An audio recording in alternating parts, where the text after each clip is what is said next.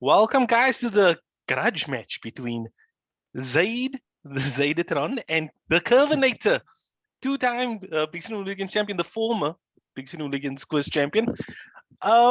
This match was arranged as at the request of Zaid because he felt that he was robbed in the previous season from facing Kervyn. So I thought I'd come up with a new format just for this grudge match. It's going to be a debate of the movie know-how and their way they can apply arguments. So I've given them 5 questions and I'll show you the topics now. Let's see. Here we go. Topics. Topic number 1, the best DC movie villain that is not Heath Ledger's Joker. Topic 2 is the worst MCU movie. And then topic 3 is recast Ethan Hunt in a Mission Impossible reboot. Question 4 is recast any MCU role with Will Smith. And then the final question, if we need it, is a movie remake or reboot with Zack Snyder. We must need it. I put everything into this. Come on. Yeah, no. So what? I didn't. There's no hints. Nobody got what the options are. So the way it's going to work for this quiz is I will give you both the opportunity to give a validation for the choice you have made, and then argue against your opponent's choice. I will Zaid, just so that you know that the whole stack, the deck is stacked against you. Kervyn will go first in this one, in the first question, just because you already think the world is against you. But that's no surprise. I mean, even this format is nonsense, right? Because it's purely subjective. So I see what is happening. Exactly. Listen here. Can I tell you the last time I did this right? There was a question was, what was the biggest blockbuster of this summer, right? And I think Kervyn went with a Marvel movie of some kind. Yes. And the person that beat him with the option was Beauty and the Beast. It was pure and rubbish, they argued it better than him. So I will tell you, if you argue your points, Zaid, I will take all your points down and I'll make notes of what you guys are saying. So here we go. Topic number 1. The best. So Kervyn went with Catwoman and Zaid went with Mr. Freeze. So Kervyn, that threw me off guard, Mr. Freeze. So Kervyn, why did you go with Catwoman? Is that the first you're seeing this, Kervyn? Yes, no, I don't know what your choices are. So, Catwoman, yes. Iconic character, obviously played by Michelle Pfeiffer in Batman Returns. For me, the best characters, the best villains are the villains who believe they are the heroes in their own story. And not just that, but the villains that you believe in. And this is the character you can root for. Okay, yes, she's got a bloody weird origin story, falling out, being licked by cats, all that nonsense. That's better than the other cat. That's better than the other Catwoman. Let's just say that. The other Catwoman with the makeup. Let's just stop with that. But you can get behind her. She's got a sympathetic story. I mean, you actually root for her as well.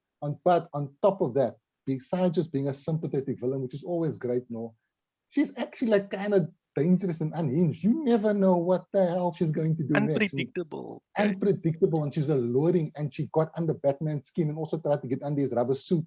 And that's kind of important because, I mean, think about it. We all know heroes are cool and all, but the problem with heroes is they can never really be sexy because, sex appeal, all that stuff. That's to tone it down because the heroes. Villains are sexy. And you don't get a sexier villain than Catwoman. Okay. Michelle Pfeiffer doing that backflip with the meow, come on. Like, rather sexist argument there from you, but okay. Zaid, what? Zaid, why did you go for Mr. Freeze? So it's actually interesting, right? It's actually interesting, like how me and Kervyn are actually approaching this argument from very different angles. Like his whole thing is that the greatest villains think that they're the heroes in their own story. Sorry, and just the one moment, Zaid. Rather first address why you chose Mr. Freeze before you rebut his argument. Because this falls in line with that, right? Sure, so like my argument then is that sometimes the best villain is just a villain, like pure, straightforward.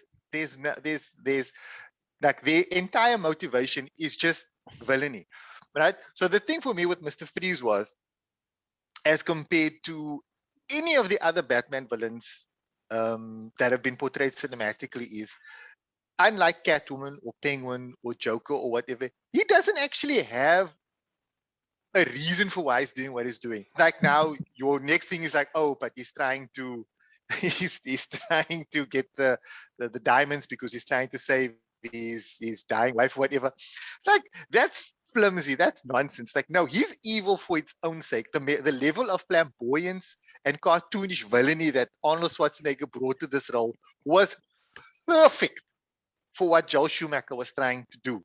Okay. Right now, I know a lot of people make the argument of like, oh, Batman and Robin is a terrible movie. It's like, it's not a terrible movie. It's just not the movie that you wanted. It's that simple. Is it? No. Zaid, you're 100% correct, Zaid, 'cause I wanted You a good had me movie. and then you started you had me and then you started saying this. 100% Right? correct. But Schwarzenegger for me works. Schwarzenegger for me works in this role, right? Because Joel Schumacher had a very particular, very specific vision for what this movie was, and it was a throwback, not so much to the Adam West era, but even further than that, to the cartoons and the funny pages comic book roots of who this character was. A lot of people forget that like Mr. Freeze was very much a joke character, like pre Arnold Schwarzenegger Batman. didn't forget. No, he didn't, and he did it perfectly. It's like people Chill forget that like Mr. Freeze is one of the greatest Batman villains, but only because what Paul Dini and I forget the other guy's name. Rustam. Yeah, Rustam. What they did with him in Batman the Animated Series, right?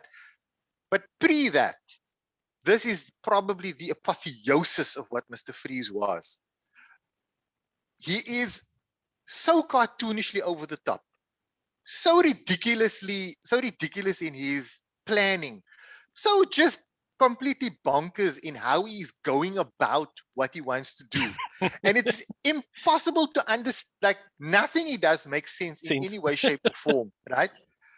And in any other film, at any other time, it's like, that's stupid. Why would that work? But in this context, it's perfect. Like, I remember like when the casting happened, it's like said Arnold Schwarzenegger as Mr. Freeze. I was like, what are they talking about? But once you watch the movie more than once, which I have done, right, you kind of understand what the intention was. And like for me, no actor, aside obviously from the aforementioned Heath Ledger in the Joker, The Dark Knight, no actor has more accurately, more embodied a Batman villain more than Arnold Schwarzenegger did in that movie. Now, I do need to stress, I make a distinction between Mr. Freeze pre and post Batman the Animated okay, series, no, right? that's not. They are actually very different characters. But if you look at that character as I was portrayed before that series came out, this guy is he knocked it out of the park. He truly did. Kervyn, so tear that argument to shreds, please. I don't know where to begin here. The whole foundation of this argument. I was going to say now, maybe just focus on 2 points, like as a rebuttal on 2 points, kind of thing. So we're not here forever. My first point would actually be is that if you going by Zaid's logic here, they basically then would be, because let's be honest, most people didn't know Mr. Freeze as the pre-Batman the Animated Series version. That was not a very common thing, right? I mean, most people would have identified Mr. Freeze from the show. The tragic villain Mr. Freeze, if you want to call it that. Most people identify on that. And why would you go for the least known aspect, the least known version of a character, play it up for laughs, and it doesn't ring through. All it comes across is just nothing but a collection of punchlines, essentially, because that's all the character is. And you said it yourself, he doesn't really have a reason for why he's doing anything. Is villainy, and villainy for villainy sake can be really fun, right? It can be. I mean, we've seen some of the best villains just, they just hammer up, they chew the scenery to pieces, and that's great. You can really do that, but then you need to have some sort of gravitas, something that keeps the audience, hooked on you every little quip, and you were just dropping cheesy one-liners that, really bad dad jokes. That was essentially it. It's a collection of really bad dad jokes and bad makeup. And the fact that it was Arnold Schwarzenegger, they were trying to capture that the Arnold Schwarzenegger cheesy one-liner feel. That's really what they were trying to capture. But I don't think that fits for the character at all. It doesn't sell the character. It's more like they are not trying to realize Dr. Freeze. They're trying to realize Arnold Schwarzenegger as Dr. Freeze. They portraying the actor more than the character, and it just doesn't work for me at all. Okay. And no, look, I disagree with you completely, because it's actually funny. I watched. Oh no! Wait, your rebuttal is you can't. You can't rebut my rebuttal. Too much butts up. Okay, we're not doing that. Yeah, okay. you need. You can't. It's not going to be a back and forth about Mr. Freeze, because I'm this could go on not gonna forever. say. I'm not gonna say that Michelle Pfeiffer didn't portray a good Catwoman. But I would contend that Arnold Schwarzenegger portrayed a more accurate character versus what Michelle Pfeiffer was doing. Okay. Right? Tim Burton, to be fair, right? Batman Returns is a very different movie than Batman. Yeah, like it's that Batman was a movie and it was about Batman, and this movie was more a Tim Burton film than a Batman film. There's for me a host of comic book inaccuracies in who Catwoman is, and I'm arguing it from the point of view of how accurate to the source material are these characters being portrayed. Because for me, that best exemplifies best DC movie villain. Now, I'm not against reinterpretation. Of course, that's like any film, any adaptation is going to do some kind of reinterpretation. But if we look at who Catwoman as a character was at that point in time versus the character that Tim Burton put on screen, that may as well not have been Catwoman. Okay. Right? It may as well not have been, right? The origin doesn't work, the abilities doesn't work, the nature of the character, like it's different. And again, that's a great character for that film. But it doesn't legitimately tie back to to what we had seen before. Whereas my man Mr. Schwarzenegger, it's like, this is the character. This is his closing argument, by the way. This is his closing argument. And he portrayed that character very much in line with how that character had been portrayed and presented to the public before then. And I take umbrage with the idea, like where Kervyn says, like, why would you go with the lesser known portrayal? In whose eyes is it lesser known?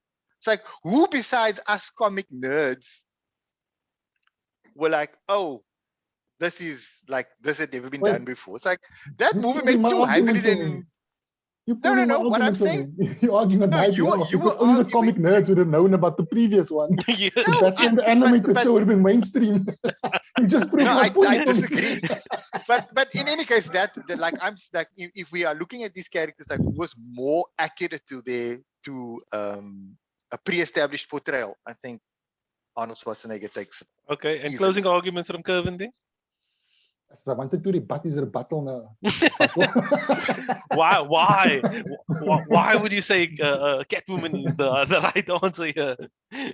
So I'm gonna give. I'll concede 1 point to Zaid here, and in that Tim Never do that. Never do that. Wait. I've got a point here.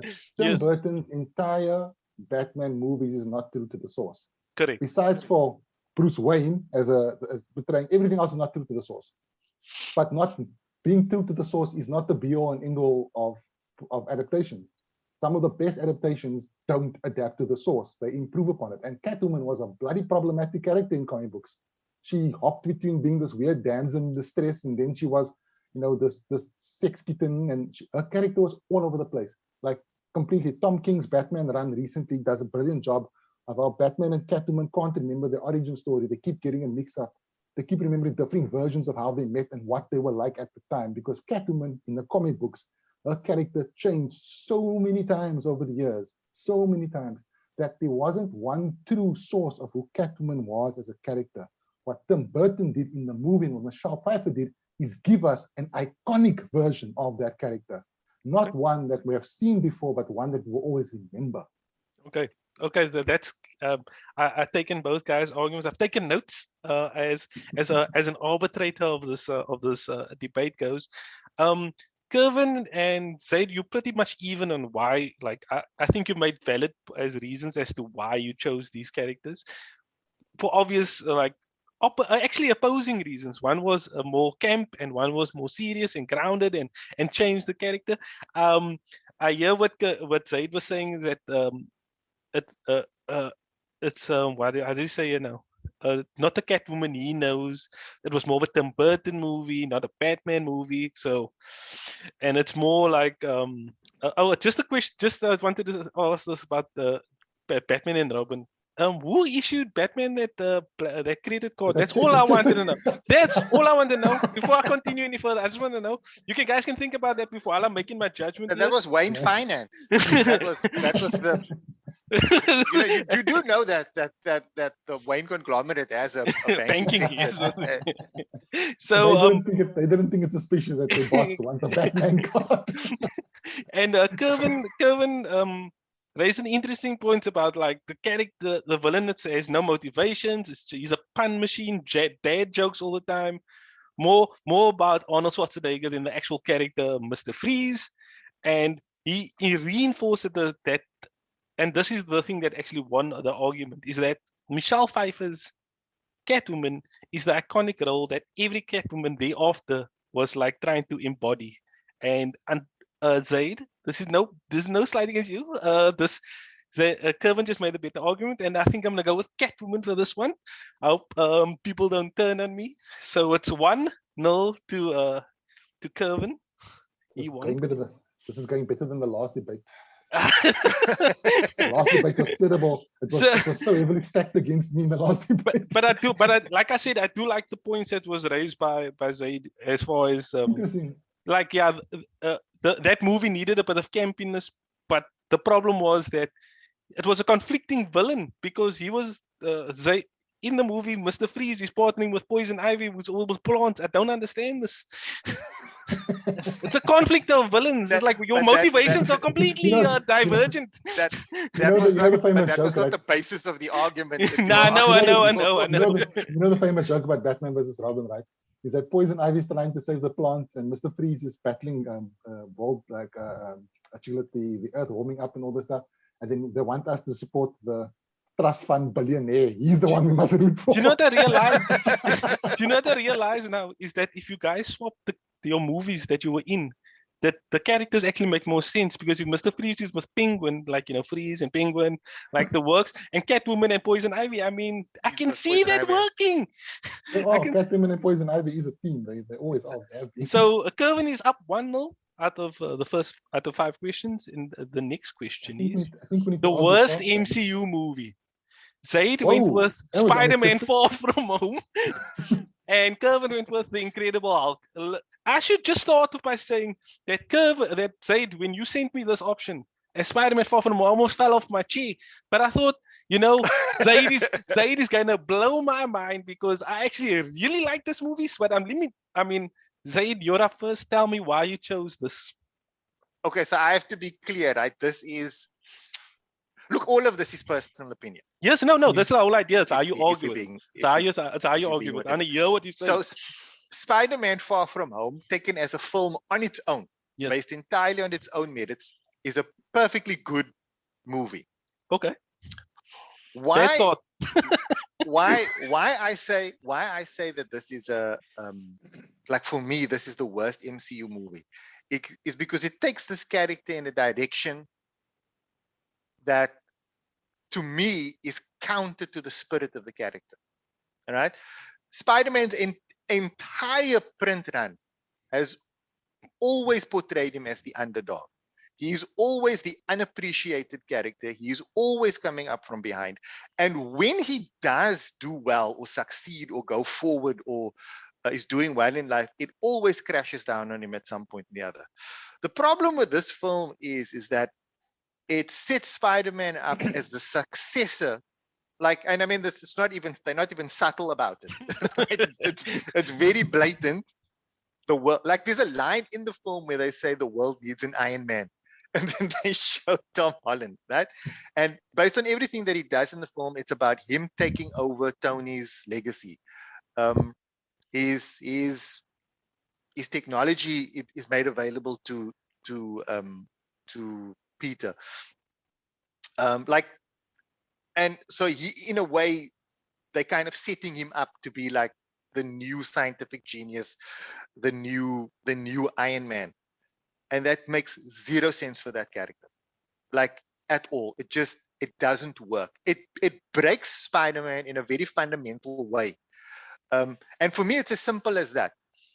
Like when I watched the movie, I enjoyed it. It was fine, but it just falls on its face after that. And then when you get now, someone would argue then, oh, but Zaid, you just said that they've lifted him up, and at the end of the movie, then J. Jonah Jameson reveals his true identity. So isn't that when it all comes crashing down? It's like we don't see it. But even that doesn't track with how that character is supposed to work. Now, generally speaking, the MCU is very good about staying true to the spirit of the character, even if they make changes in the origin or character arcs or stuff like that. But they're always very true to the spirit of that character.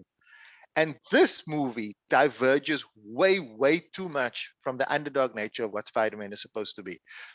In that sense, it kind of like just throws his arc off to one side. All the goodwill and work that was built up in Homecoming is kind of squandered in Far From Home. It's like, well, this is not even the same character. Now, that doesn't mean, though, like, let me be clear, that doesn't mean that you're not going to get another good story, or that the next movies won't be fun, or the character won't be interesting. But at that point, you just kind of split off from it.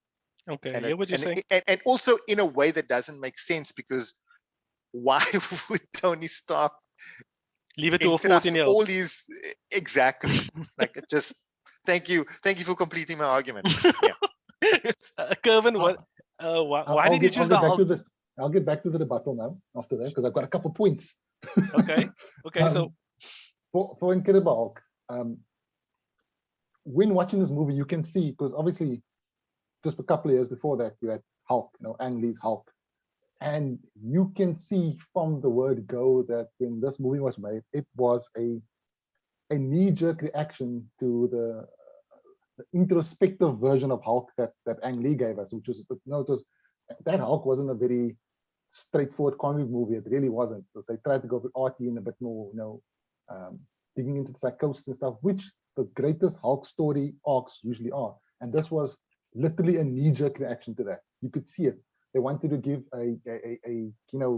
it's basically everything that people always criticize about CG-driven blockbusters. It's all in this movie. It doesn't push the story of the character or the universe forward. Really, it doesn't. There's vital character development.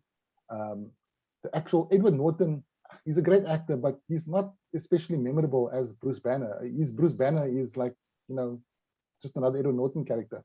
And because of this, you don't identify. There's no iconic moment in that movie that you identify with. The one thing that stands out is Tim Roth as Abomination. But then up until he popped up in the trailer the other day, all that goodwill is wasted. He doesn't show up ever again. And that's one of the main problems I have with this movie, is that it sets up stuff and then never delivers. You have Tim Blake Nelson as the leader getting the camera blood dripping into his brain, and he's gone off screen. We never see him again for years. The leader. It does all these things. Yeah, it does all these things that it never ever delivers on. I mean, at the end of the movie, Bruce Banner can control his anger. Apparently, he can change at will whenever he wants. And yes, you see that one scene in Avengers where that's my secret. I'm always angry. But other than that, you never see anything. It's like this movie's like this standalone thing. If it wasn't for Robert Downey Jr. walking into that bar at the end there, you'd never know it was part of the rest of the MCU. And it just goes so long, and it does that problem of throwing CG noise at you instead of character and writing. That entire loss. I will say this: a lot of people complain about how Hulk looks in this movie, and I agree that the current Hulk looks way better. But the Hulk was based on Stephen Platt's art, and I love Stephen Platt's art.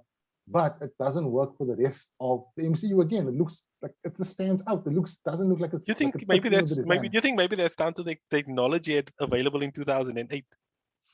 No, I'm talking about the pure design of the character, not just Oh, how okay, it's okay, actual okay. realizing it. It just doesn't look anything like Edward Norton turned into the Hulk. Yeah, Yes, it doesn't work. It doesn't look like it's on part of that same movie. And when you get that floss fight in Harlem with him and Abomination, it's just, I remember the scene where Tim Roth, before he transforms, where he chases down Hulk in the park. I was sitting, I was like, oh, this is amazing. This is what a Captain America movie would look like. You see a super soldier on screen for the first time. Like, this is amazing. And then they have the actual throw down in Abomination and Hulk, and it's just pixels smashing each other in the face for like 20 minutes and noise. And it's just, and I mean, Louis Leterrier he's the guy who made Transporter movies, and that's all cool when you actually have an actual person on screen showing off really cool action moves like Jason Statham can do. But when it's just CGI, you lose all soul to it. You lose all, and it just becomes this movie that just coasts along on mindless action and just goes. Also, I've never liked Liv Tyler as Betty. I think she's a terrible choice for that character. And it's one of those movies, like I'll be straight up. There's no MCU movie that I think is terrible, that I hate. None of them that I hate. All of them, I can find something to redeem. There's something in there that's redeem worthy. My problem with Hulk is that it just coasts. It's like flat. It's like There's not monotone.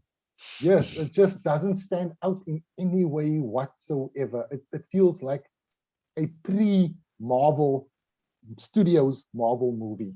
Like a Marvel movie in the early 2000s and the late 90s. That's what it feels like. Given that we already have you talking and you have your rebuttal already prepared, how about you go for why you think Zaid is wrong to choose Far From Home? My friend here, Mr. Zaidatron, he's mentioned this in the previous one and again now about being true to the source, and he's factually wrong, because Spider-Man has huge, and I'm not talking arcs, I'm talking years, I'm talking a decade worth of story where Spider-Man is the technological leader. He has Parker Industries. Dan Slott would have a bone to pick with you, because his entire arc here on Spider-Man was building Spider-Man, was building Peter Parker up, the scientific side of Peter Parker, until he's one of the geniuses of the MCU. So my point is, you might not agree with that, but if the argument is they're doing it against the source material, then that argument falls flat, because the source material actually has that large parts of it. Not to argue in Zaid's favor. I think he was just referring to why would they give that to a 14-year-old? Not the fact that Peter Parker can't do it eventually, but a 14-year-old getting it. For me, it was more of the Iron Man is not so much him becoming the next Iron Man. Basically, it's more of a father-son relationship going on. Oh, it's like an A. It's more of an inheritance. It's not, because that's really what happened up until that point. Before that, when Peter came along, he was mentoring me. He didn't have the kid along. It was a father-son relationship going on, not so much a, I'm grooming you to be my successor kind of vibe. Okay, guidance. It was always that to me. He was the mentor. He was trying to teach Peter to be a hero, and he recognized Peter's scientific potential. He did do it in the web shooters and all that kind of stuff. He actually recognized that there's some brains behind that mask. It's not just Spidey reflexes. So Zaid, why do you think that Hulk isn't the worst MCU movie? I think you're on mute. He is on mute. You're on mute, Zaid. Zaid, you're on mute. Oh, you need to actually tell us why. You need to tell us why Hulk isn't the worst MCU movie. No, but like Kervyn made the argument himself. He actually proved it himself. He said the movie is fine and it coasts along. It fulfills its purpose within the scope of what the MCU is like. Yes, fair enough. Did you not say that because he did say that. He did say that. I said it coasts along, but I didn't say I said specifically it doesn't do anything for the rest of the MCU universe. It's a standalone on its own thing. So it didn't fulfill its purpose in the MCU. And that's not unique to that film. In that it doesn't necessarily add to the mythos.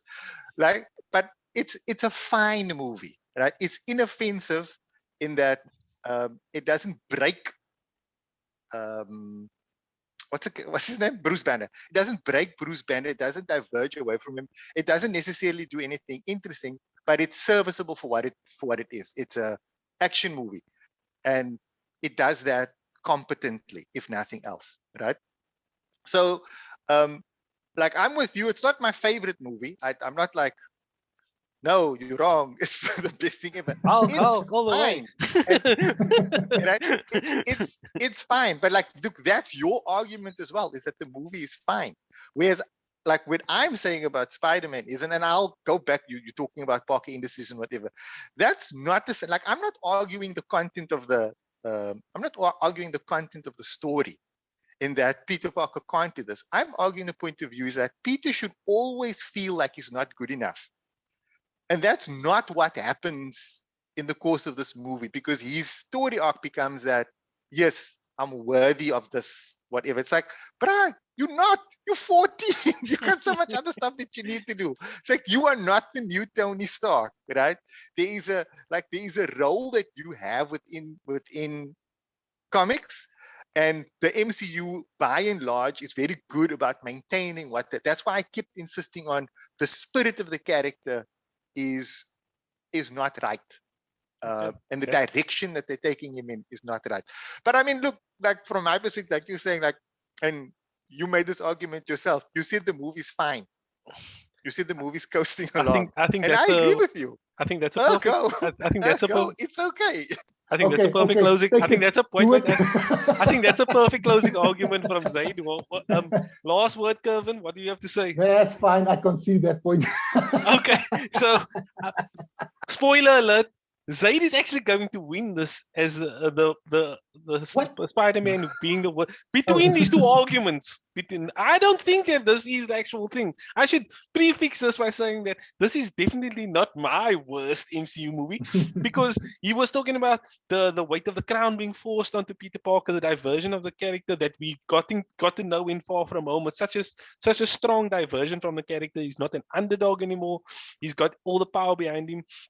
I hear Kervyn's argument that Hulk was a knee-jerk reaction and there was no character development, no final product, all filler, no action.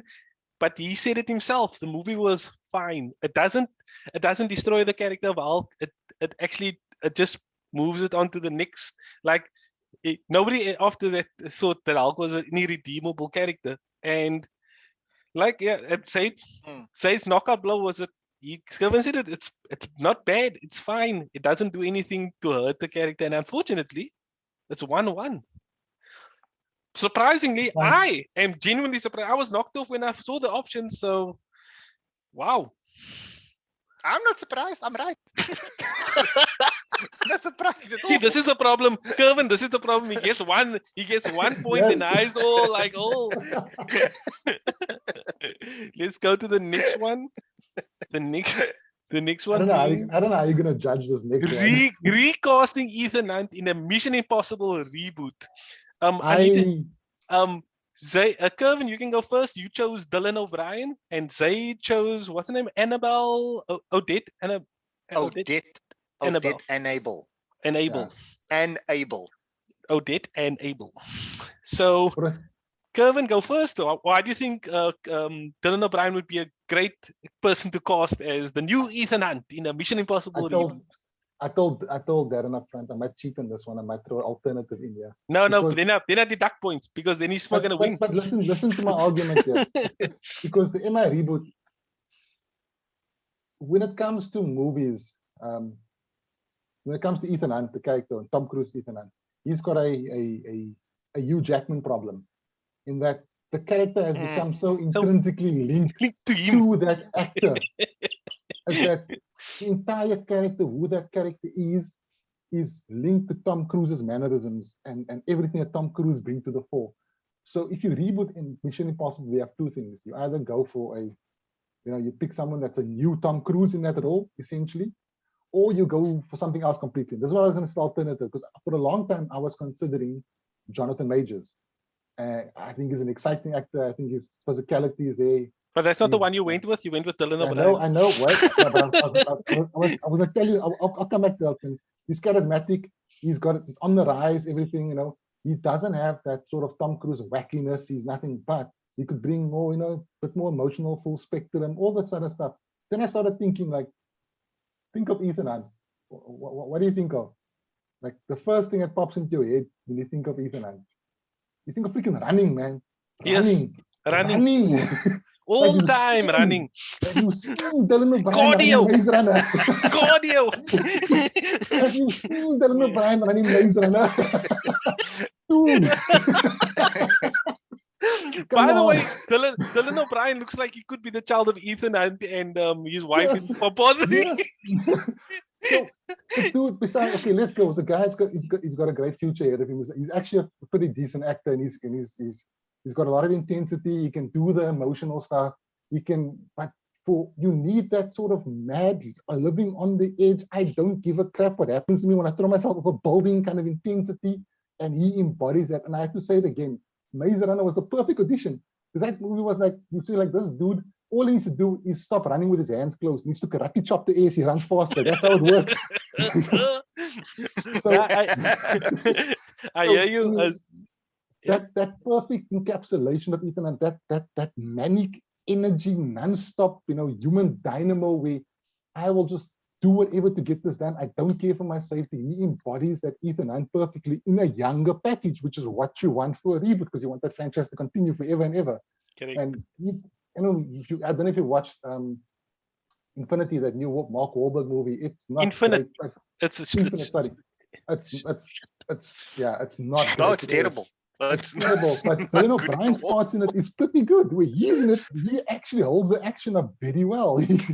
Just a slight departure from this debate. You're talking about the Infinite trailer, right? Normally a trailer is supposed to sell you on a movie. I watched that trailer and I was like, if the trailer is this confusing, I do not want to watch the movie. But then I watched the movie. No, that movie's not great. It's like they took this incredible concept and they just ruined Okay. it. Back to the debate. But back to the debate. The debate is, man, that guy can run. Okay. Running. Let me put that run and 5 exclamation marks here. Bang, bang, bang, bang. Other stuff as well, but running right up front. That's one. And Zaid, why did you go for a dead enable? So I don't know. I don't know if you're familiar with her. She's predominantly done TV work. Yeah. I've seen her. So TW stuff. She's probably not. Doesn't have the name recognition that you necessarily want with if you're going to recast it or like that. But that's kind of what I was thinking, right? I'm actually approaching this. Well, I'm approaching this from a Yeah, she was the primary villain in a recent season of Supergirl. But that's not why I chose it, right? So my thinking here is that, and Kervyn kind of started with that argument, but then he went the O'Brien direction. The problem with Mission Impossible is, like Kervyn said, is that Ethan Hunt basically is Tom Cruise at this point, right? And if you are going to reboot, it's like you can't do a Tom Cruise light. You can't have someone that's going to pretend to be Tom Cruise or doing a caricature of Tom Cruise or trying to embody that, because then you have somebody pretending to be Tom Cruise, pretending to be Ethan Hunt. So the best way, I said, my thinking was that then you actually need to go in a completely different direction. You actually need someone that when they look at that actor or actress, they're like, okay, this isn't someone pretending to be Tom Cruise. And I think the best way to do that is to recast the character, is to gender swap the character, because then it's very obvious, right? And when I was thinking, I was like, okay, who could, like, if I was to recast Ethan Hunt as a woman, who would I choose and whatever? And I always feel like if you're going to do a reboot or something, it's always best to take someone with some experience, but who's not very well known. And that's why I kind of looked at like the world of TV. Now I picked Odette Annable specifically because she's actually a very talented and what's the word I'm looking for? She has a lot of range, right? So initially, the first thing I saw, and she had a small role in a show called Brothers and Sisters, where she played the love interest of one of the main characters. Very quick-witted, smart, very funny, able to deliver one-liners very well, right? And then, like more recently in Supergirl, she had a role of a character who was both a friend to and the villain of the. So she was able to show that she could quickly change her nature. She could be like easygoing and undercover and whatever, that kind of thing, which is something that you kind of require if you're part of the IMF. But the part that really sold it for me is that, do you remember a show called Banshee? Has anybody seen this I show? love Banshee. Banshee's the best, dude. Which Right. one? The So one, do you- the one with Homelander. With Anthony, with Anthony Homelander, Starr. yeah, with Anthony Starr. Anthony Starr, right? So she had a recurring role in the second or third season of that show, where she played a character called Nola Longshadow. Yeah. Was she Nola Longshadow? YouTube, Nola Longshadow. No, I know the Yeah. character. I'm thinking, I didn't know it was her fastest Nola Longshadow. The fight between her, Yeah. the knife fight, you're talking about that. There's a few fights with her in that, in the when you watch that, I've never seen a woman so, aside from maybe Charlize Theron in Atomic Blonde, so embody the nature and the storytelling of a fight. Because like on-screen combat isn't just about looking cool. It can be that, but there's a story being told. There was a story being told in that fight as well. Like there's a struggle of personalities. Like I need to overcome this obstacle, and I will do anything to be able to do it. And that's kind of also where Ethan Hunt kind of comes from. It's like I need to save the world, and in order, and I'll do the impossible, quote, like pardon the pun, in order to do that. And she embodied that in that one fight sequence better than any other person that I could think of at the moment. Like that is fulfilling the criteria that I'm looking at. I want someone with experience. I want someone that's kind of unknown, and I want someone that is obviously different from Tom Cruise. Okay. And like Odette Annable is it. So like it's kind of key, right? Like you kind of, like it's difficult to sell on this if you haven't seen those portrayals. That's the difficult part, right?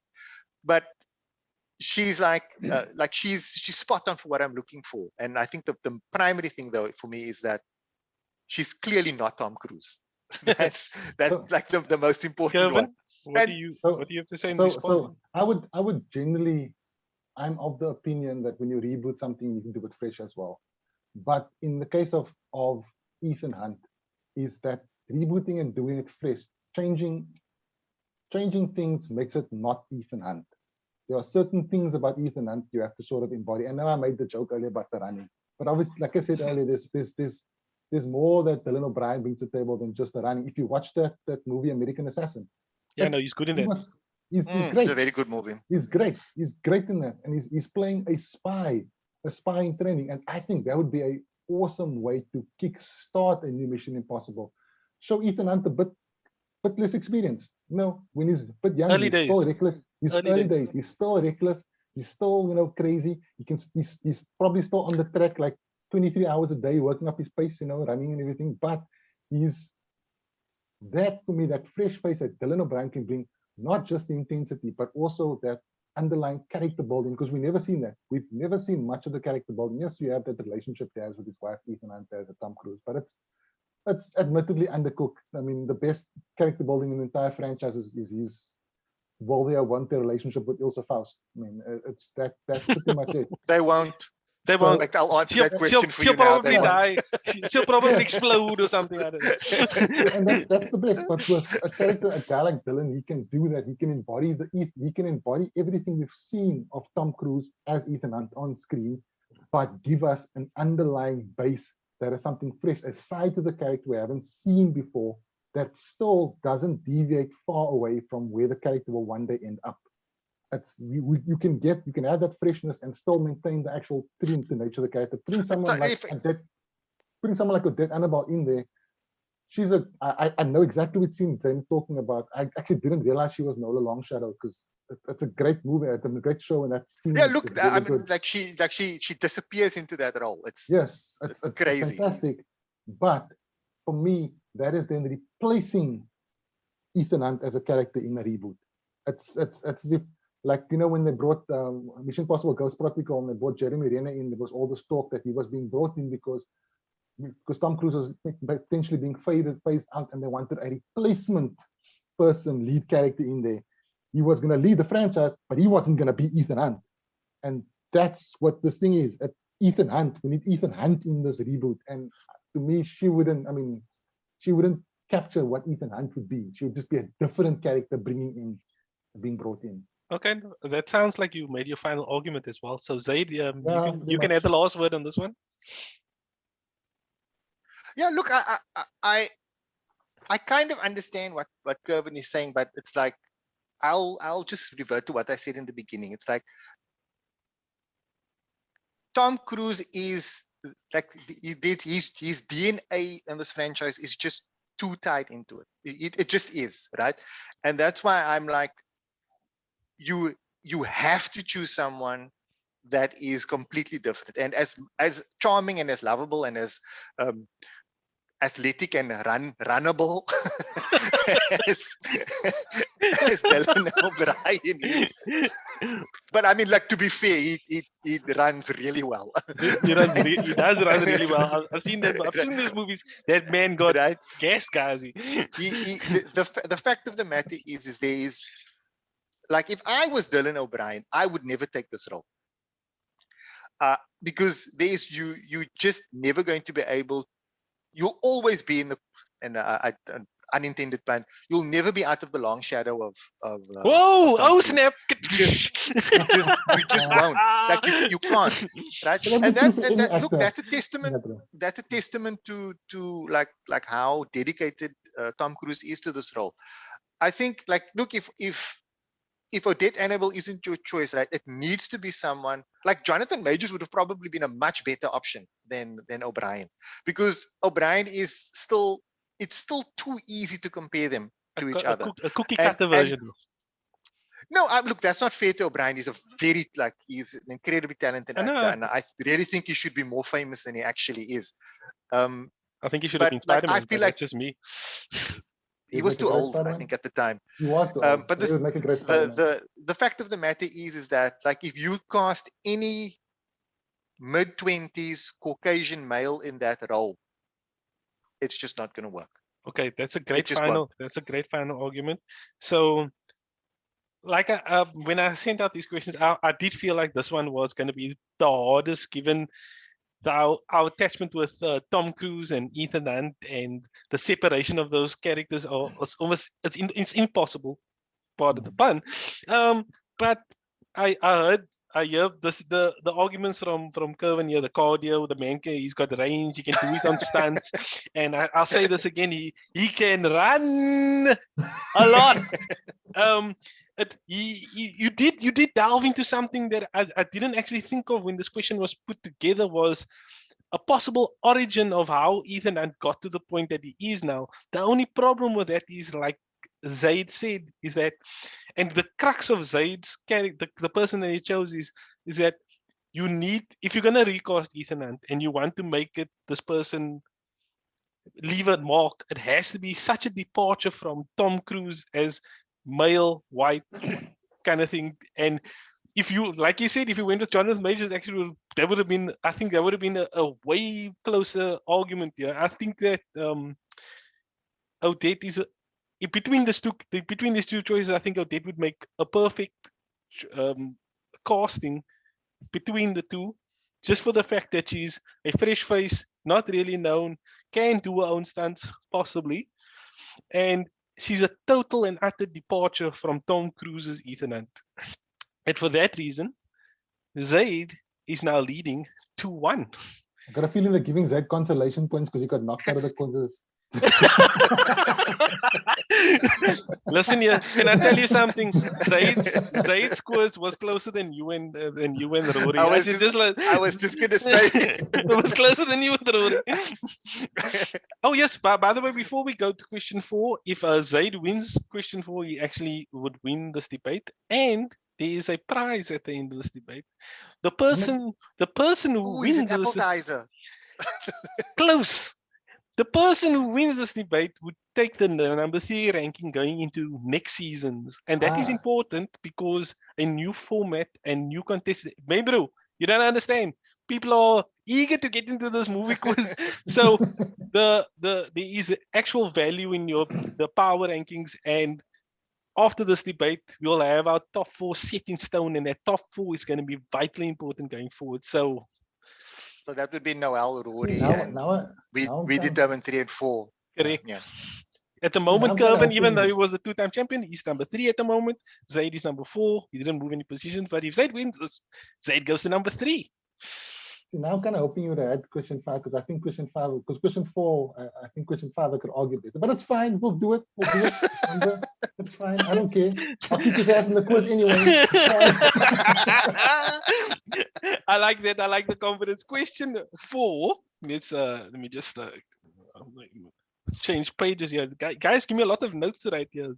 I'm taking keen observations of your Well, argument. I mean, you kind of doing this to yourself. So Oh no, it's fine. This is, by the way, you tell me this to take is notes, but I didn't tell him to take notes. no. I'm taking notes. Take I'm taking notes from my own, so people just don't say I'm picking my favorite here. Because if I did, Kervyn would win this 5-0. But I mean, that's not the how you this is see, gonna but work. yeah, but we know that. Yeah, we know that. You see, And I'm taking. don't think that I'm like fooled by that admission. You know, like I don't know what's going on here. The reverse blind, bro. The reverse, you can say he's gonna come back from behind, he win 3-2, and it's gonna be like, oh, I didn't see that coming. But yeah, it was. You see, look, he did it. It wasn't a blowout. Question Carry 4. on. Recast any MCU role with Will Smith. Zaid went with Star-Lord and Kervyn went with Iron Man. Zaid, you can go first. Okay, so I like part of the difficulty with like the nature of this question is like when you say recast, right? I mean, Like, is leave there gonna everything be the same. No, leave everything the same. The MCU stays as it is. Just insert Will Smith.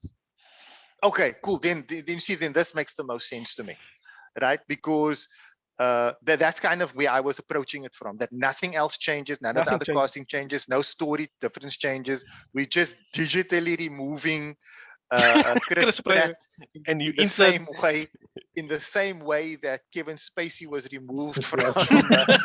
the Ridley Scott movie, and we're inserting another character, right?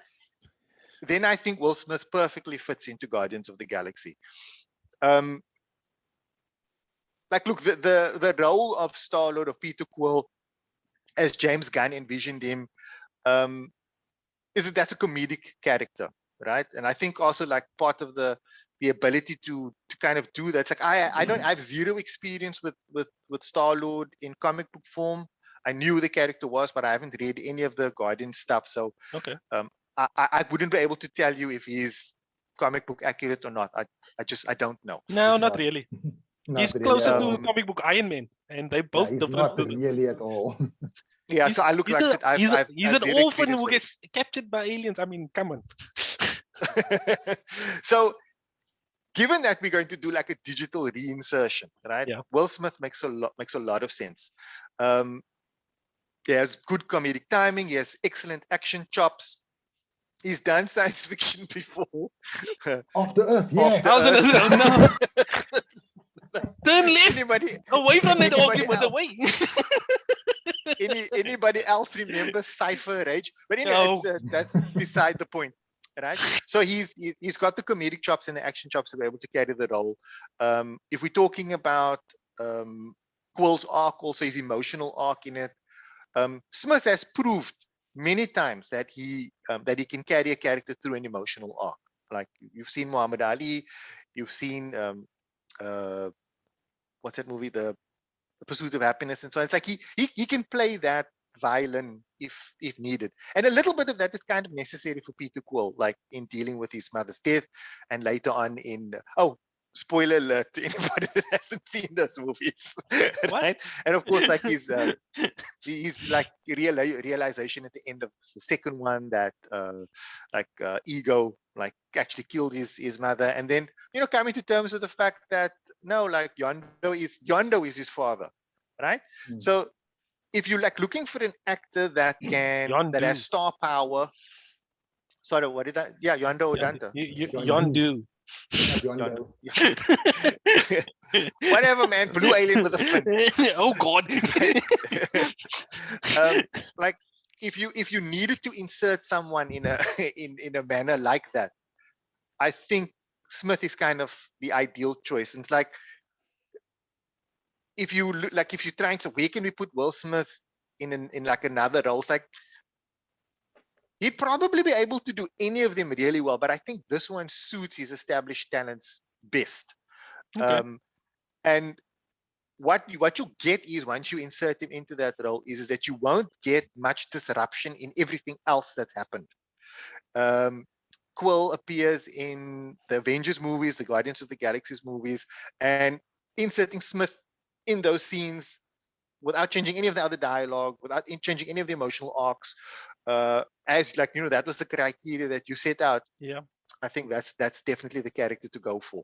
No It problem. wouldn't change the tone of what's already been established. So if I'm going to go next, I'm going to say, Darren, I have no idea how you're going to choose between these two arguments. I know exactly. So one of you just have to say it because it's obvious from the choices. If one of you say it, I will give the answer. Okay, so I'm going to say now, Zaid, the reasons why you chose Peter Quill is probably the exact same reasons why I chose Iron Man, because of certain things. But I'll get to what I think I know what Darren's talking about. I'll get to it now. And it's because if you look at Iron Man himself, he's got almost everything that Peter Quill has. He's got to be quippy, he's got to be able to handle a bit of drama. He's got to do the action stuff well. He's got to do the playboy vibe kind of thing. He's got to be charismatic, a little bit intelligent, show that dramatic intensity here and there, but also like off the cuff firing, ad-libbing stuff, which, as you said with Peter Quill, Smith does all of those things brilliantly. And all of those things Tony Stark does, Robert Downey Jr. does as Tony Stark as well. I just don't think he'll work as Peter Quill because he's too old. He's too old. Iron Man is the elder statesman of the MCU, right? Him and Captain America, they fill that role of, they are the seniors, the elder guy, the leaders of the MCU. They are the guys with the most experience in the field. They lead, right? Quill is not that. He's still a young hero at this point in time. Will Smith can pull that role of being that elder statesman of the MCU. He's shown it. He can be that leader up front. And yes, he can do what Peter Quill does, but he can do the other stuff better, purely because he's got that mileage on him. He's got those years on him as Iron Man. And I think that you'll sell that way better as Iron Man. He embodies that. He can take all of that and he won't change anything. Like you said as well, the tone doesn't change because he can nail all the stuff that Robert Downey Jr. nailed so brilliantly in the role. And he's got a goatee. So there's that.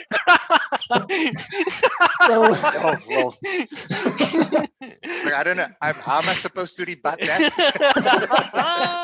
So there's that. But I mean, look, I think that was good. It got me.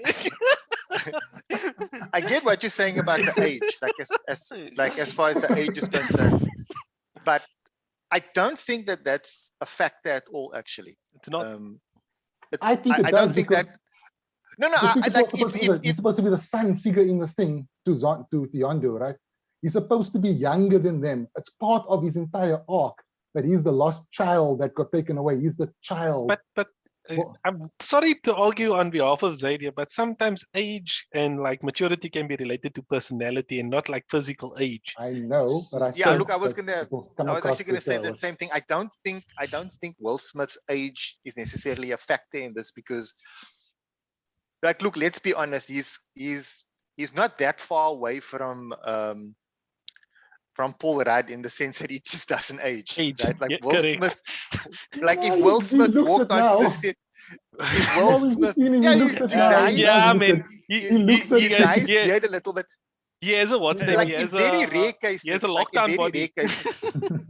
If he walked onto the set of the Fresh Prince now and you could play that character at the same age that he did, then it's like he's not like Anthony Hopkins or someone. Will Smith does not appear his age. I think he's in his 50s now. He's 52. He's 52, right? Right? But he does not look 52. Yeah. And, but Chris Pratt doesn't look 42. So he can easily slip into the, like if age was a factor, then okay, well maybe you'd have a point. But I don't think in portraying that character that actually his age has any bearing on that. He would be able to play that character as a 33-year-old or whatever. So Zaid, in closing and maybe as a rebuttal as well, why do you think he wouldn't be a good choice as Iron Man? specifically? I think that Robert Downey Jr. and Will Smith are they are both very funny people, but they have their comedic timing and the kind of comedy that they put out is very different. Also, it's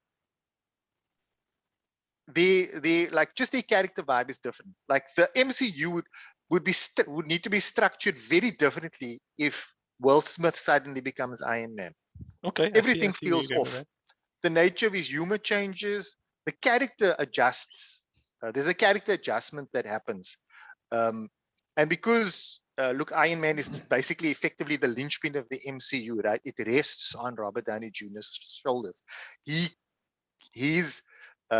humor, his personality is basically laid the groundwork for how all the other movies were made. The second you change that actor, you kind of change everything else, right? Because it's all built on him. So like the ramifications going further, it's like the nature of the humors would start to change. The character arc suddenly carry like the weight shifts in different emotional quarters, I would think, because suddenly that linchpin is different. Peter Quill is less important to the MCU as a whole, right? Like, not to say he isn't important, but if we're talking about the character of the series, so to speak, he is a product of what Robert Downey Jr. was doing, and not a force that carries it forword. Zaid I is agree. bringing So the, you Zaid need is bringing the. somebody. I have to say before You need bef- somebody bef- that fits into that, not somebody that changes it. I Will want Smith. to offer a battle in there if I can. If I yeah, may. go for it. No, you can't. I don't want you to. I hate losing, and I need you to stay quiet. They said it himself earlier that Will Smith can play down. He can basically play the younger, even though it doesn't match up. We've seen Smith do various types of comedy in his career. He's done the goofy stuff. He's done the more sentimental stuff. He's done the more dramatic comedy. He's done all of that. He can do what Robert Downey Jr. does as Iron Man. He's shown it across his roles. He's got that range. He's not always the Fresh Prince of Bel-Air. He's not always goofy, Mike Lowry. He can do all of that. And you said it yourself, he can't play into a character like Peter Quill, which is, the character himself is quite departure for Will Smith, but he could fit in there. In the same way, he's got the range to fit in there. In other words, I think this is a bullshit question because Will Smith could probably play anybody in the MCU. And that set us up for failure, yeah. I'm not setting up for failure. I actually did think that one of you were going to choose Thor because that would have been the more interesting. Like, he's an alien. He's from a different world, and he's a black man with an hammer. Like, yeah, look, but you see the criteria for I might have looked at more characters if your criteria was different. Yes. because your criteria is specific. Like that's why I picked Peter Quill, because I was basically inserting Will Smith into a role where he would cause the least damage, so to speak. Where his presence there. I know what it means. The most least disruption to the timeline. Where he's no he's not a variance. nexus. There's no variance. He's not a nexus event. He's not a variant. So where his presence in it has the least impact on everything that came afterwards. That's why actually, to tell you the truth, for me, Iron Man is actually the worst possible role he could choose. Why? Specifically given that criteria, because he changes the tone of everything that your comes argument afterwards. is that I'm not saying that. I'm not saying that Will Smith couldn't be Iron Man. Yeah, but I disagree with you completely. It's like, look, I think at this point it's like a he said, she said kind of thing. Exactly. Because, that's why I said there's a rubbish question, Darren. but hence that's why I said I need to choose a character where he can be easily inserted. Nobody else needs to adjust their performance. Nobody else needs to change what they're doing. If you have Will Smith as Iron Man, but you still have Terrence Howard and Don Cheadle as War Machine, the dynamic there changes completely. I'm ready to make a decision, actually. No need for further rebuttals. Darren has to make a decision, and I know why, the bastard. No. I'm not looking at the soccer. That's all. The soccer is not even on here. My heart was already broken today twice, so please. Zaid had me all the way here. He had me from the beginning to the end. And I'm very surprised that, because the one thing that would have swayed this argument entirely in Kervyn's favor is the fact that Will Smith, you wouldn't expect Will Smith to be part of an ensemble cast and more like the focus character, the sole lead of a movie. That's what you would expect from Will Smith, the negotiator. Will Smith to be like, I want to do a movie on my own. They make me Nick Fury and also do the whole thing by myself. Listen here, Zaid had me all the way. He had me all the points, but then he lost me right at the end. And unfortunately, the reason why he chose Star-Lord is because he's going to be the least disruptive and therefore the safest option. And that, unfortunately, in this debate is not going to work. You have to actually put your foot out into the water, take a step into the beyond, go for something risky. And unfortunately, Zaid said it himself. He chose Peter Quill because he's going to cause the least disruption. And I think, as you both said, Will Smith is such a diverse actor. He can play comedy, he can play action, everything. Inserting him in any role would cause almost zero to no disruption. I think he can work. I think he could play a white character and nobody would have a problem with it. That is a very rare quality to have in Hollywood today, and nobody would have a problem with it. Nobody would kick up a storm because he's playing a white character. They could have made him Captain America. Nobody would have cared. No, I think that's probably the second worst. That wouldn't have worked. I wouldn't take that. I wouldn't go that far. I wouldn't have chosen Captain America because I think you need to be completely blind to play Captain America. So, look, I see you. Obviously, you're saying Kervyn wins this argument, but I actually don't understand where I lost you because you lost me at the end. Look, I clarified. I clarified. It's like, what is the criteria here? No, you just insert Will Smith in any character. But if nothing else changes, if none of the other dialogue changes, if none of the other the question, performances change, then it wasn't about who can we insert into a role that makes no other changes to the role. Because who can we insert into a role that will exemplify that role good? Correct. No, that's not what he said. No, I was specifically asked. That's what I'm saying. Specifically asked you. If everything stays the same, the timeline, everything stays the same. You chose Peter Quill because you would cause the least disruption. That was already not a non-factor. That because there was not going to be no disruption. Everything was going to still go the way it went. So you chose using Peter as a safe option makes no sense in this debate. No, I'm sorry. Look, no. Look, by the way, I'm very sorry. I'm very sorry, but I need to. Now you know what I thought when I lost against Beauty and the Beast. Right. By the way, I need to be very clear here because you are switching up the rules. First, you tell me we're not going to change anything. We are doing this. We are doing this as a digital insertion. Nobody else's performance change. Then why would you go? It only makes sense. It only makes sense given that criteria that you need to insert the actor into a role where he has the least impact on what everybody else is doing. Right? Why didn't you? Then you tell me, but no, you needed to be risky. It's like that doesn't make sense. I'm not saying you needed to be risky. Given the criteria. Listen, I didn't say you needed to be risky, but you went completely the opposite direction. You went, I need to be safe. That was my problem. You could have gone neutral. You could have said, you could have taken a different take on Nick Fury or any other character, and you say, oh no, it's. But the fact that you said you selected him specifically because he's safe, that was the problem with your argument. Taking the most risk. I don't understand. Taking the most risk. This competition is rigged, man. That's all bullshit. This competition is rigged. You tell me the rules is this. Then I give you my argument in accordance with the rules that you give me. Then you say, nah, I'm going to change the rules so that your argument is wrong. This is all nonsense. I can tell you now firsthand, Zaid, if the game was rigged, Kervyn knows that this course would be done already because I have other players. Yes, he wants to watch the soccer. I can tell you now. You had me, and I was like, Yara, I'm not going to get to the last question. And then you said that last thing, and I was like, you had me, and then you said, you just went, you rubbed it on too hard, man. You spread the butter too hard. And I was like, no, bruh, come on, take a chance. picking Yeah. Iron Man, picking Oh, Iron you're Man. one, man. Just move on to the next question. I got stuff that I want to do here. If you're Okay, gonna make so me it's- lose, let me lose already. Whoa. By the way, given the selections for the last one, I don't think you're going to lose. So here we go. Yo, the confidence, I tell you. Question number 5. And we get to 5. Movie remake with Zack Snyder. Zaid went with The Hunger Games. Kervyn went with Green Lantern. Whew, that's an interesting choice. Zaid, go I'm- first.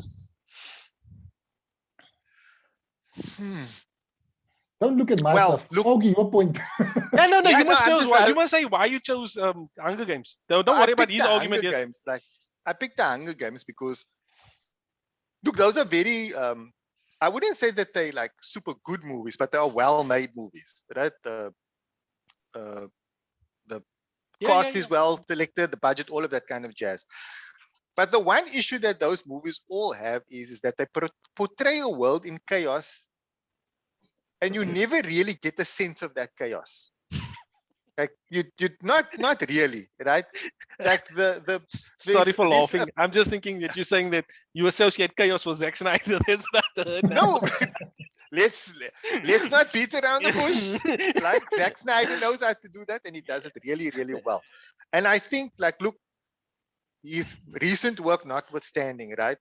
Snyder has actually shown that he does have a good grasp on character and having his actors actually act based purely on Dawn of the Dead. That is a very underrated film from him. His best film, in my opinion. Yeah, I would argue the same. It's his best film. This fantastic action, beautiful cinematography, right? He's restrained just enough, and there's things happening with the characters. Like you understand who these characters are. They go through arcs. They, like things happen to them that make sense for those characters. So he can do that, given the right script, right? And I think that's actually something that the Hunger Games needs. I actually recently watched the last one again because we were having movie night and my daughter wanted to watch the last one again. And that story kind of just meanders to a conclusion. And I just kind of, oh, it's done. They shouldn't have made two. They shouldn't have made 2 movies. That was the problem. Yeah, look, that's the argument for another time, right? But I think if we can get Zack Snyder fresh off Dawn of the Dead onto Hunger Games, A young Zack Snyder. Young Zack Snyder. Zack Snyder. Naive. 2005, circa 2005 Zack Snyder. before he like acquires the confidence of a cinematic author with that, where he's like still like, I need to prove myself in the game kind of thing. This is actually a very good franchise for him. He would do wonders with the action sequences, which were incredibly lacking in all those movies, right? And I think he could actually, like, when given the opportunity, when given a good script, he can actually draw good performances out of actors. Now, I'm not certain if we are allowed, like if we're recasting or if we're using the original cast, or whatever. You can do whatever you want to. Regardless of that, I think with him at the helm, there's actually every opportunity that franchise could be reignited, so to speak. It could catch fire if Disqualify him now. Listen here, Disqualify you him coming now. with. I know you chose. But I mean, look, I know the you thing chose with the Mr. Hunger Freeze Games in is- the first round, no? But but like, look, the thing with the Hunger Games is that there actually isn't enough Hunger Games in it, okay. and I think you could rebalance that. You are able to tell that story, give those characters accurate direction, and actually have the Hunger Games feature in it. Like, look, there's not much of a Hunger Games really in the third movie because of like how the plot progresses, but you have these two, what should have been gripping, edge of your seat sequences, like in those first 2 movies when the actual Hunger Games themselves happen. I think he would be an excellent choice. So just from what you're saying now, I can, from what I can gather, is that you're gonna take Hunger Games into an R rating. Yes, I think. Okay, it works when But you murder when even- children are it- murdering each other. No, the Yeah, books it are has that. to I be. read all Like, the books. look, The books just- at the end get very odd. look, given the nature of like the scenario that these books actually portray, right? I mean, let us be honest. Like, if you understand what it is that is happening in the society, the tameness that is portrayed in the original movies makes zero sense. It just it isn't, right? And even within the context of the films, you'll hear characters talk about previous Hunger Games and stuff and things that people did. Like the level of trauma some of the characters portray, given what we actually see on screen when the Hunger Games was actually happening. It's like, I don't understand why you went camping. Like, why are you so traumatized? Like, and like Snyder's like already shown that he's like he can portray very visceral violence, like in the movie like Dawn of the Dead, without going over the top like a what's the guy that directed Hostel? What was his name Eli again? Roth. Eli Yeah, Eli Roth. without going over the top like Eli Roth, right?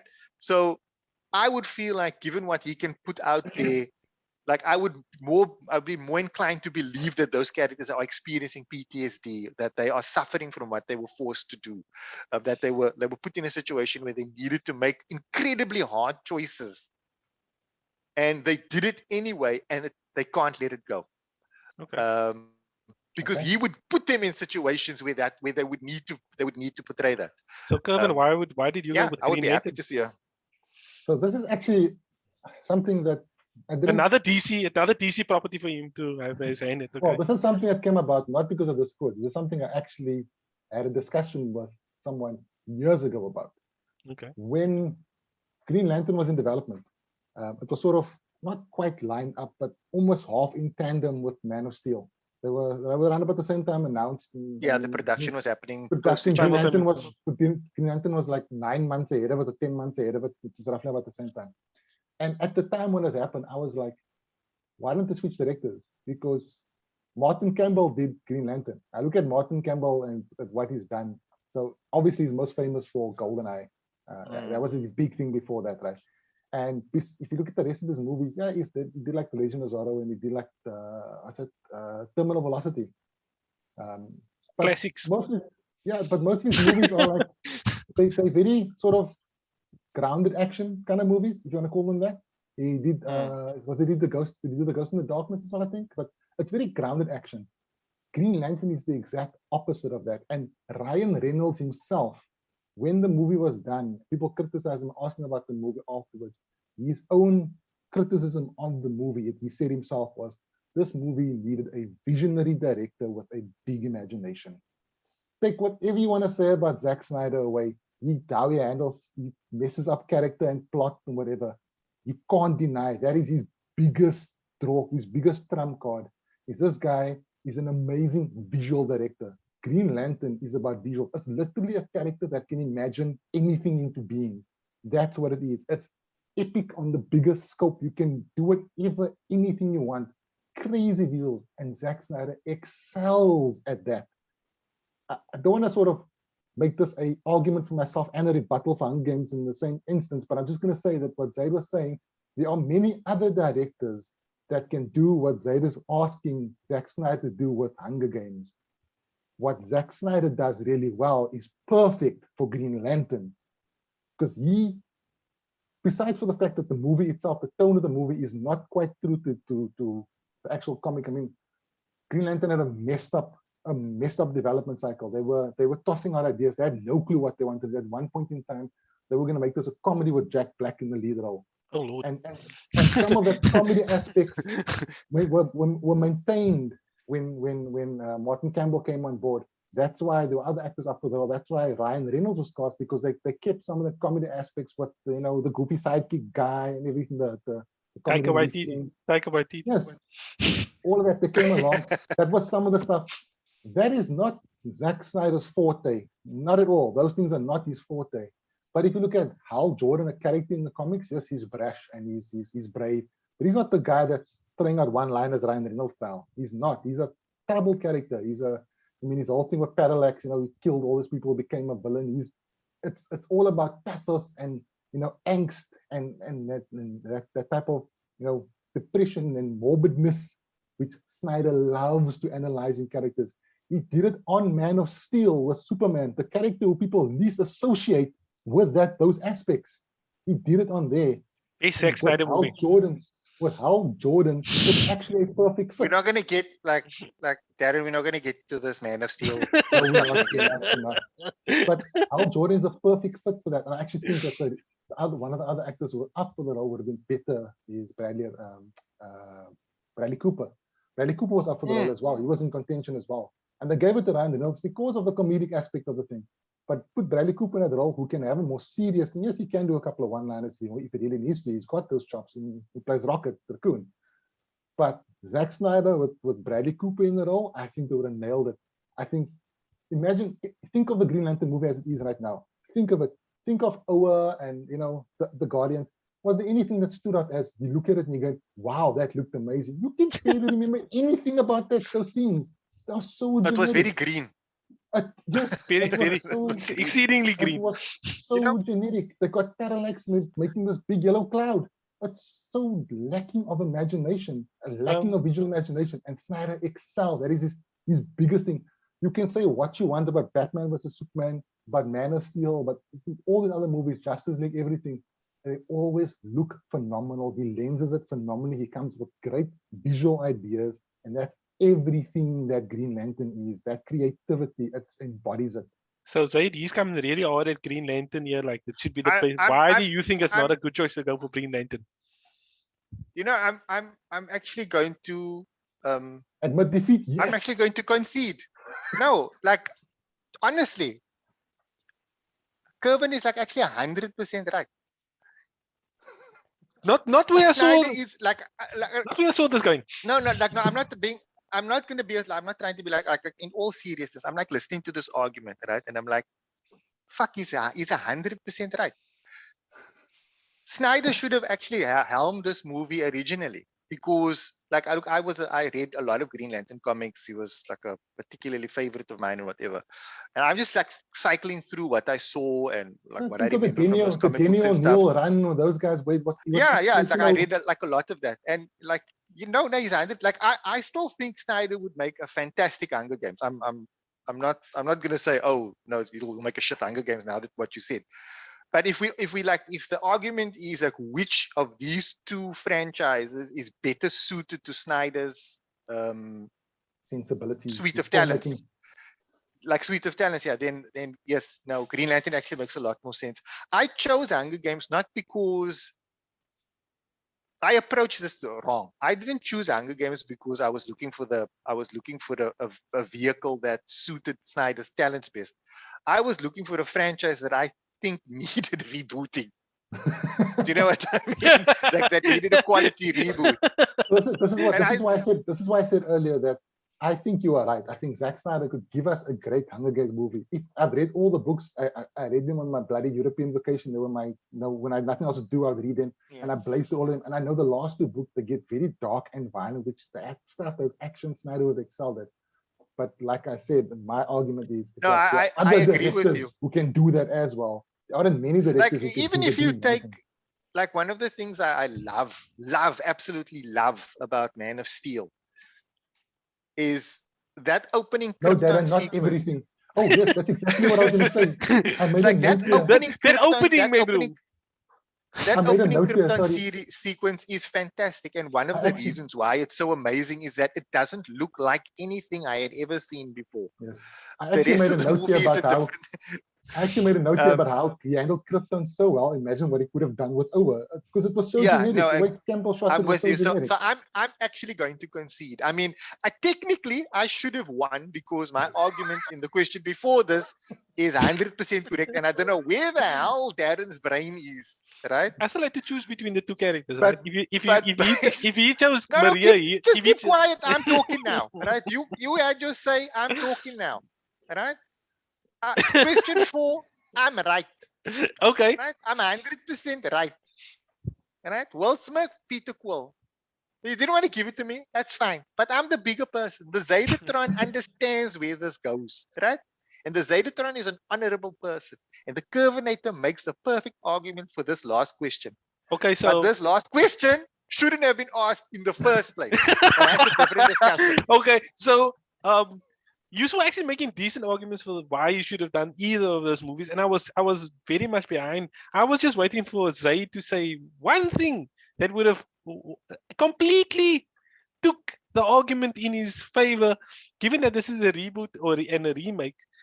It is that there might be a little bit of DC fatigue when it comes to Zack Snyder and the work he does now. But given that Zaid has conceded and it said that it's a better of the two options, when you gave me the two options, I can say, firstly, I was very much inclined to go with Hunger Games because I could see him doing something that movie required, something more gritty, something more real, something more grounded, something where it's a story of it's a movie about children murdering each other in the hopes of the and they're all chosen by random selection. It's something that I could get behind Zack Snyder doing because he's going to do it.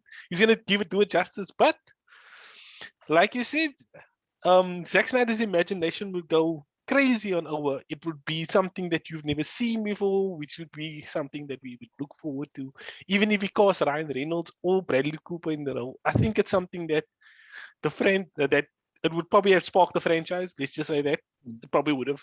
That wouldn't have been the final movie. He wouldn't have given Ryan Reynolds green feet. What the hell's up with those suits? Toes. You know, I can honestly tell you, I've never seen Green Lantern, and I never will. No. It's not good. Someone that I trust came to me and said, like, have you seen Green Lantern? I said, no, I haven't yet. I'm going on like Saturday or whatever. And he said to me, Zaid, whatever you do, don't ever watch that film. And the nose, don't download it. Don't wait for it to come on Mnet. The one thing I will concede to that movie is I never thought of Ryan Reynolds could work as Hal Jordan in that role, right? Because for me, he was just like, as you said, the fast talking, motor mouth kind of Ryan Reynolds. Yeah. When you watch it in the movie, you're like, actually, this is kind of entertaining, him doing this role. Yeah, no, he works as that character. Yeah, and after you think about it, like, he worked the character, but the character wasn't Al Jordan. That was Ryan Reynolds' version of it. It was Deadpool. It was Deadpool playing Al Jordan playing Green Lantern. I'm just a dude. This guy's the dude. To be another dude. The problem with Ryan Reynolds actually is that he's actually a very talented. Like I haven't seen him really given a role where he can flex his dramatic that can challenge him. And I don't know if that's a case of him making choices or directors not being strict enough on him.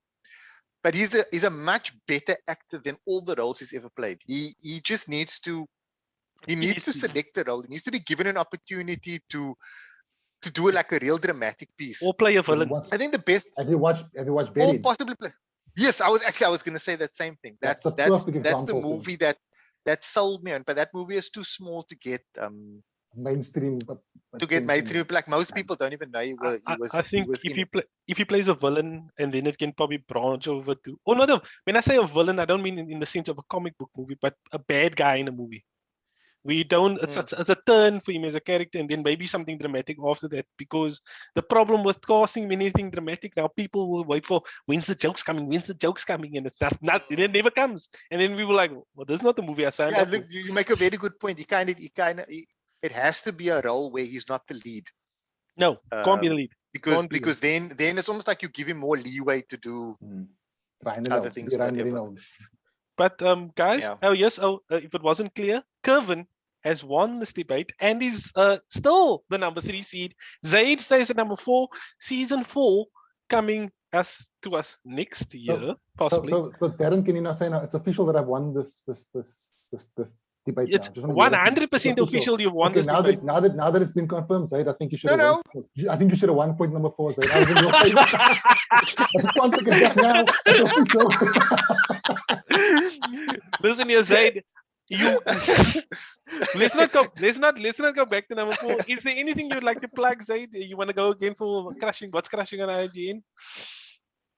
No, I'm too upset to talk about anything because I like there is even he has admitted.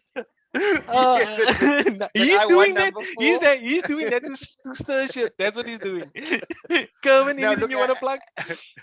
Yeah, I'm for those of you that don't know, I'm no longer with the Critical Hit guys. No, it's a whole big change on the site there, but I will be sort of popping up in a couple other places, but you can still get me on social media. The Kervinator on Twitter, Kervin.Twitter on Facebook. Are you gonna Kervinator on start doing your own thing, or what's happening? It's not really our own thing. So a lot of the older writers from Critical Hit, we sort of split off, and a couple of guys are starting to do Darren and Noel particularly are starting their own stuff up. Well, Aiming Darren stuff. was always sort of, yeah, it's a bit of everything. So I'll be popping up. I sort of taking a step back from the movie news, just unfortunately, that is not the job that pays my bills, and the job that does pay my bills has been stupidly hectic this year. So I had to take a step back, and it's going to be that way for the next few months. So I took a bit of a break, but I will be popping up here and there, a couple of things. Zaid and I were sort of eyeballing some stuff as well in the future. No, that's in the collaborations between Zaid, the Zaidatron, and the Kervinator. I see some kind of Zord forming and killing everyone. Well, I mean, look, after what happened, now I'm not certain I want to do anything with anybody, but we'll see. I might change my mind. Zaid, as always, it was a pleasure to have you here. Thank you. You're always very entertaining, and I think, like I said, you brought it in everything. And I think you were actually, by the way, before you conceded, the argument was very close in that last question. By the way, closer than you realized. If you had given him the answer, I would have been angry like he was angry. No, but like I'm like I said earlier, right? Yes, Snyder could definitely make a fantastic whatever. But I think if you had selected my argument in that case, I would have accepted your judgment. But in my heart, I would have been like, no, I shouldn't. Outside, you would have been like, the audience would have been like, what is this guy talking about? Kervin did definitely make the better argument. But, gentlemen, thank you so much. This is like a fantastic way to spend an evening. So I really appreciate you inviting me on. You can still catch like 15 minutes of the first half, Darren. No problem. Thank you. See you guys. Season 4. Maybe we do something in between them. But see you guys next time we see you. Cool.